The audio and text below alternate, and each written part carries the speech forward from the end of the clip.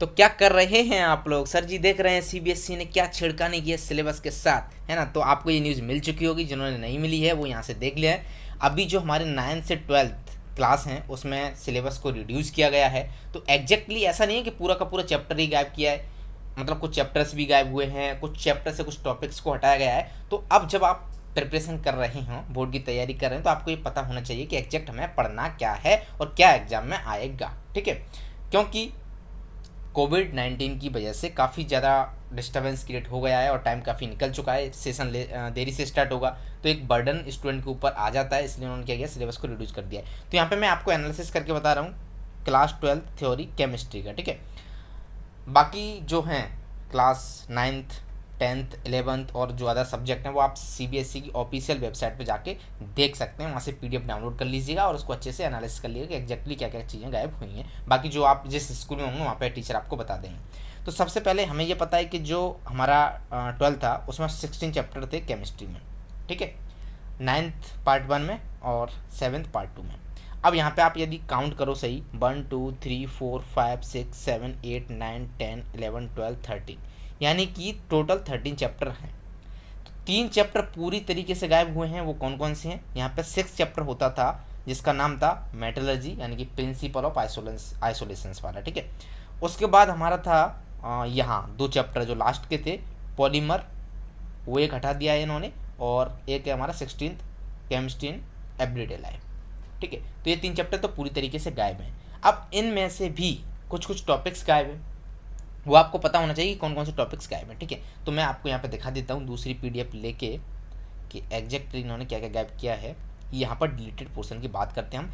Chapter 1 solid state, ठीक है। Solid state में इन्होंने हटाया है इलेक्ट्रिकल एंड मैग्नेटिक प्रॉपर्टीज, जो है ना 1.10 और 1.11 लास्ट वाला जो पोर्शन है, electrical and magnetic properties, band theory, conductor, semiconductor, insulator, N type, P type, तो लास्ट के जो 2 टॉपिक हैं वो यहाँ से हटा दिए हैं। ये हटा के सीबीएसई ने अच्छा किया या गलत? तो ये जो टॉपिक हैं इनका खास इतना यूज़ है नहीं, रटने वाले टॉपिक्स थे, और बाकी इतने को पढ़ने से कुछ होने वाला था नहीं। और ये क्लास 12 फिजिक्स में भी था, तो मुझे पता नहीं जब क्लास 12 में ही ये फिजिक्स में दिया हुआ है अच्छे से डिटेल में, तो इन्होंने इसको फर्स्ट चैप्टर में क्यों डाला, ठीक है। तो ये हटा दिया, अच्छा काम किया।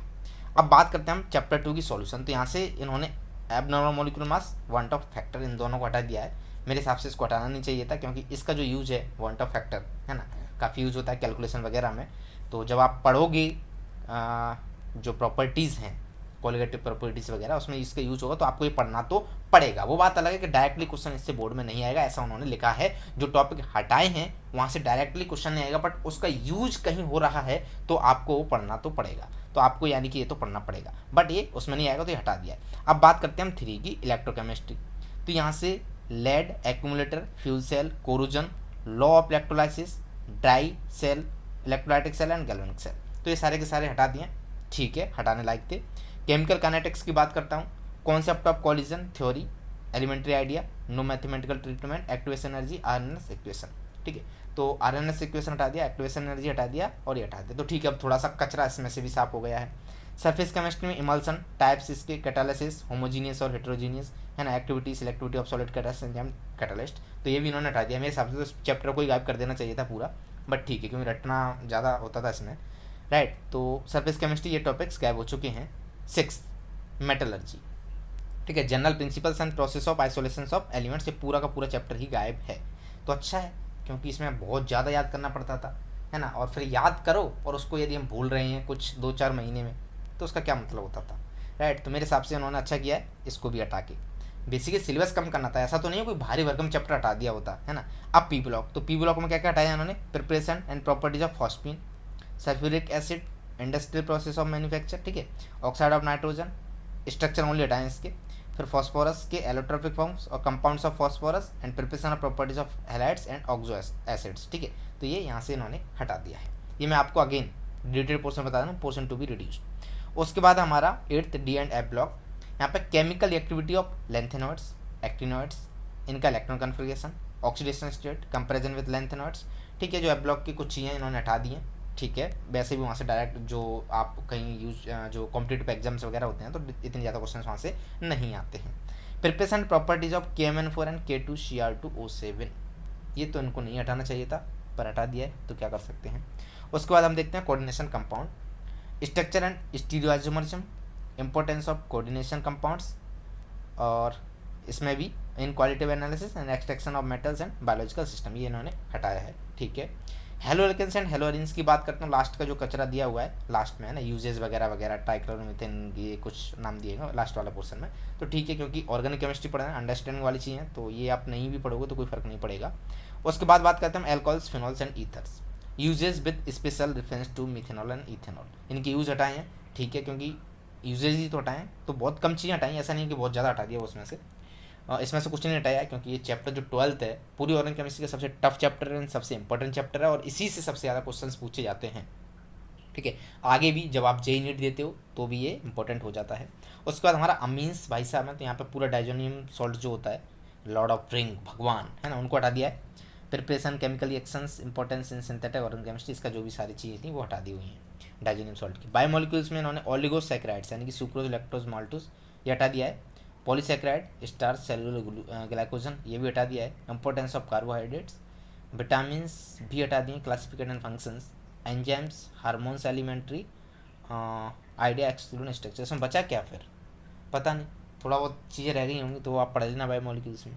उसके बाद 15th एंड 16th चैप्टर ये पूरे के पूरे हटा दिए हैं। तो इतना सारा काम इन्होंने क्या किया है, हटाने का किया है। अब एक बार हम उसको देखते हैं बायोमोलिक्यूल्स को एग्जैक्टली इसमें दिया क्या है। यहाँ पे वो डेटा है जो चैप्टर में है।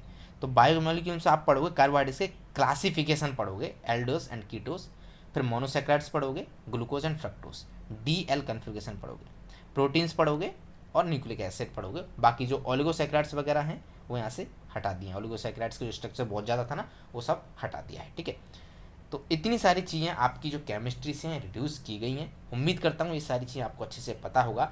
एक बार आप CBSE से जो PDF है उनको डाउनलोड करके देख लीजिएगा। यदि कुछ स्टूडेंट्स चाहते हैं कि मैं केमिस्ट्री के अलावा भी फिजिक्स पर भी ऐसा कुछ लेके आऊँ, बताऊँ कि क्या हटाया क्या नहीं, है ना, तो उसके भी मैं वीडियो बना दूंगा, तो आप मुझे कमेंट करके बता दीजिएगा। फिलहाल के लिए हम इस वीडियो को समाप्त करते हैं। और हाँ, एक और चीज़, नीचे डिस्क्रिप्शन में एक लिंक दी हुई होगी जहाँ पे स्टार्ट हो रहा है नीट का क्रैश कोर्स। तो जिन स्टूडेंट को नीट का क्रैश कोर्स ज्वाइन करना है वो कर सकते हैं उस लिंक से। वहाँ पे लाइव क्लासेस होंगी और पूरा अच्छे से क्रैश कोर्स में सारी चीज़ें कवर कराई जाएंगी। ठीक है, यानी कि 11th 12th इनके वीडियो लेक्चर्स रहेंगे। 10 और 12 जो जेई नीट के होंगे वो मॉक टेस्ट भी आपको वहाँ पे मिल जाएंगे, उनका सॉल्यूशन आप तुरंत देख पाओगे, आप देख पाओगे कितना स्कोर किया, कहाँ गलती किया, वो पूरा एनालिसिस उसका रहेगा। चैप्टर वाइज आपको टेस्ट मिल जाएंगे, बाकी नोट्स वोट्स वहाँ पे सारी चीज़ें आती रहेंगी। तो इतनी सारी कम समय में इतनी सारी चीज़ें आपको मिल जाएंगी। तो जिन स्टूडेंट को हकीकत में ज़रूरत है क्रैश कोर्स की और जिन्होंने केमिस्ट्री में कुछ नहीं पढ़ा है, तो एटलीस्ट आप उसको देख लीजिएगा, ज्वाइन कर लीजिएगा। ठीक है, तो चलिए फिर हम इस वीडियो को समाप्त करते हैं, मिलते हैं नेक्स्ट वीडियो में। तब तक के लिए thank you, bye bye, tata, take care.